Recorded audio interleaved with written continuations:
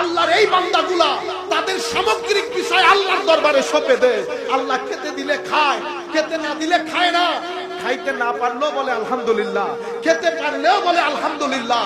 তারা আল্লাহর আখলাকের মধ্যে ফানা হয়ে যায়। ওয়াল্লাযীনা ইউকিমুনাস সালাহ ওয়া মিম্মা রাযাকনাহুম ইউনফিকুন, নামাজ কায়েম করে। আল্লাহ তাদেরকে যা দিয়েছে খালকে খোদার খেদমতের জন্য নিরবিচ্ছিন্নভাবে ব্যয় করে।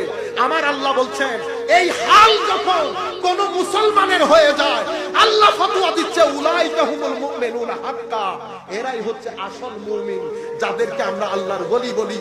এই আয়াতের ব্যাখ্যায় ইমাম ইবনে কাসির, ইমাম কুরতুবী এনেছে হযরতে হাসান বিন আলী রাদিয়াল্লাহু আনহুকে যখন জিজ্ঞেস করা হয়েছে, হুজুর আনতা মুমিন, আপনি কি মুমিন? হযরতে হাসান বলছেন ঈমান দুই প্রকার, আল ঈমানু ঈমানাইন, ঈমান দুই ধরনের। একটা ঈমান আশহাদু, আমি মুখে সাক্ষ্য দিচ্ছি আল্লাহ।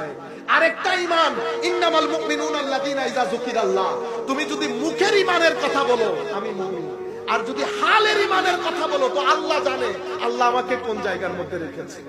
ইল্লাল্লাযীনা আমানু ওয়া আমিলুস সালিহাত, আল্লাহর ওলিরা যখন এই স্তরে পৌঁছে যায়, খালকে খোদা তারা যেখানে যায় বাজার বসে যায়, মানুষ তাদের পেছনে পেছনে দৌড়ায়।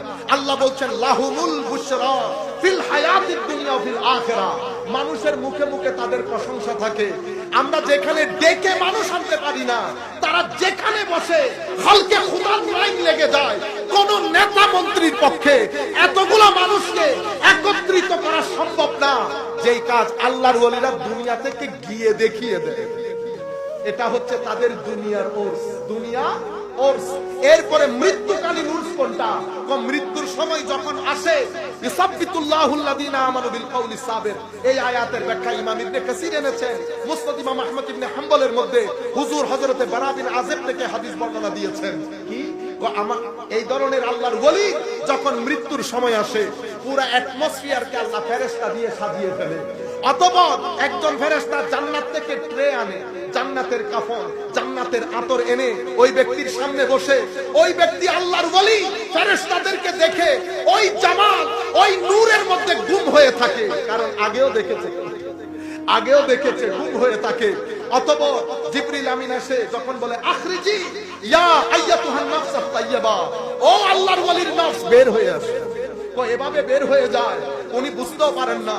তৃষ্ণার্ত ব্যক্তি পানি পান করার সময় যেমন একটা ড্রপ এদিক দিয়ে পড়ে যায়, বুঝতেও পারে না, জান বের হয়ে যায়। ওনার রূহ নিয়ে ফেরেশতাদের মধ্যে জুলুস হয়, জুলুস।